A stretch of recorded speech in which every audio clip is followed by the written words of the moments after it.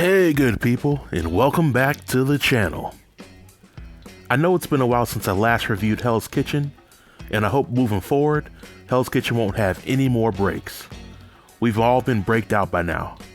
But in a few moments, I'll be sharing my thoughts and feelings on episode 10 of Hell's Kitchen Battle of the Ages. And just like with my previous reviews, I'll just talk about the important happenings of the episode, and I'll give the episode an overall rating. So without any further delay, let's jump right in. When the episode begins, the red team has a meeting to essentially reassure Tara that they are not against her.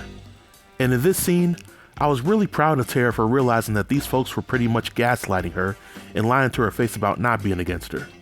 If Tara saw some of the things that they were saying about her behind her back, she would likely self-eliminate on general principle. But the red team's issue with Tara is kind of depressing to watch. I know that this show is a competition, but at the heart of it all, Gordon is looking for somebody who will lead his employees and maintain the standards of his kitchen. And it's impossible to do those things if a chef rises to the top by undercutting the same people that they are tasked to work with. But that's just my opinion. I really enjoyed the team challenge for this episode because it was simple, there were no gimmicks involved, and the challenge tested how well a chef could cook. In this challenge, the chefs were tasked with creating their own elevated tacos, and Hollywood actor Danny Trejo was the guest judge. Now, over the course of this challenge, I had a few observations. Because cooking tacos are in Daphne and AB's wheelhouse, they both decided to make their own tortillas. But of course, AB ultimately runs out of time in making his own and has to settle for the pre-made tortillas. I also noticed that Summer has really stepped up as a leader. I kept telling everyone several weeks ago that she will definitely make it to the black jacket round, but I'm not sure how far she will get there. And lastly, it's pretty apparent that Alex is leading by example on the blue team, and as I predicted in previous episodes, I think the show is promoting him to be in the finale. But when it's time to judge the chef's dishes, it ultimately ends in a tie, and it comes down to Daphne and AB's tacos. And surprise, surprise, Daphne's homemade tortillas were the deciding factor.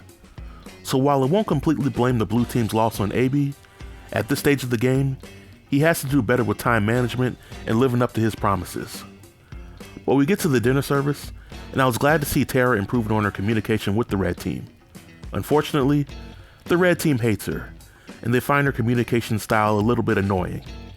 Pretty much damned if you do, damned if you don't type of situation. Also on the red team, Summer is holding Brett's hand during the cooking process, and Cheyenne burns her hand.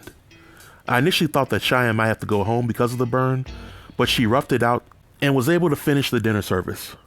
On the blue team, there were a few hiccups with AB knowing when to cook the salmon, but the blue team does an overall good service as well as the red team.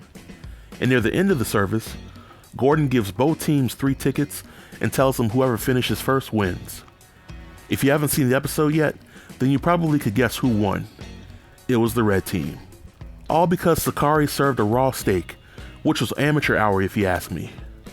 And for the elimination, the blue team nominates AB and Sakari. And I think the nominations are fair because I never really gave AB a chance to make it to the finale, and Sakari was too inconsistent to be a threat to the competition at this point. When it's all said and done, Gordon chooses AB to go home, and while I think tonight's elimination was a toss-up, I thought Sakari should have went home tonight.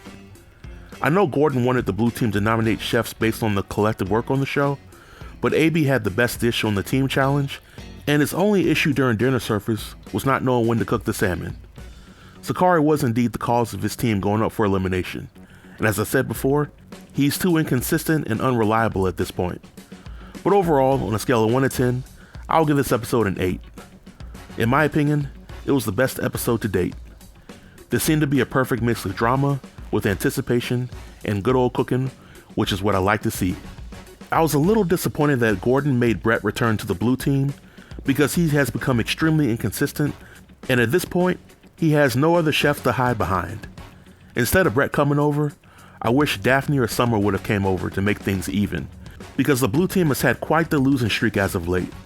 And when it comes to the black jacket round, as of right now, my predictions remain the same, but if there's any deviation, then I think Brett will be eliminated, and Tara might actually take his place by default, but we shall see. And this marks the end of my review.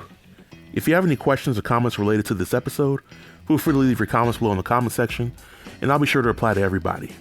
Until next time, stay tuned and stay safe. Peace.